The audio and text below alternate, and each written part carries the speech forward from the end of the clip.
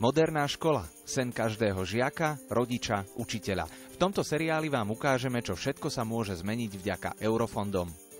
Poznáte to. Pokazený vodovodný kohútik. Ak nie je po ruke inštalatér, zoberiete si návod. Oveľa lepšie ako papier je pustiť si inštruktážne video. Vedia to aj študenti v stredných odborných školách, ktorí chcú veci vidieť a odskúšať si v praxi. Oveľa viac zážitkovejšieho vyučovania prinesie nový projekt Rozvoj stredného odborného vzdelávania.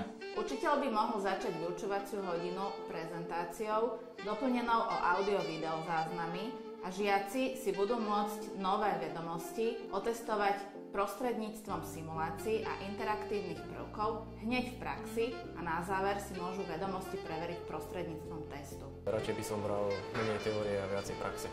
Modernú školu si určite predstavujem, že tam budú počítače, v ktorých by boli rôzne programy a vedeli by sme si nasimulovať operácie na strojoch, že vlastne vedeli by sme sa na nich naučiť, aby sme nepokázali stroje.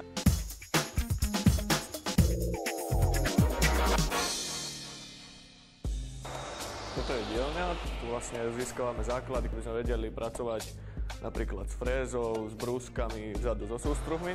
Sú tu staršie stroje, ale na tých sa treba najskôr naučiť, aby sme mohli prejsť do tej vedľajšej dielne, ktorá je vlastne super moderná proti tejto. Teraz sedíme v CNC učebni, v ktorej sa učíme programovať CNC sústruh a CNC frézu. Je to počítačom ovládaný stroj. Notebooky používame na programovanie, máme v nich simulátor, v ktorom sa učíme programovať rôzne súčiastky.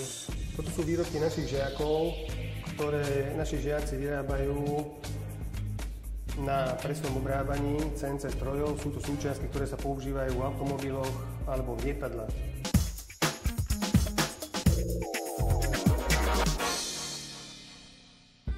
Obsahová prestavba vzdelávania sa zameriava hlavne na posilnenie odborného vyučovania. Snažíme sa odbúrať všeobecné vzdelávacie predmety a nahradiť ich praktickými zručnosťami žiakov. Do určitej miery to znamená aj zmenu učebných osôb.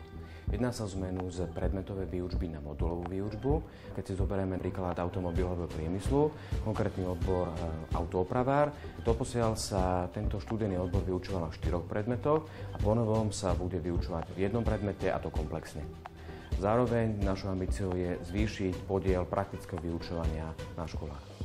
Nové pomôcky prinesú nielen modernizáciu obsahu vzdelávania, ale aj metód vzdelávania.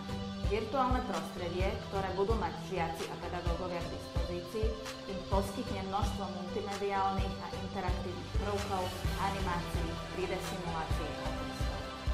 Vďaka projektu Rozvoj stredného odborného vzdelávania sa klasický biely podklad v učebniach zmení takto.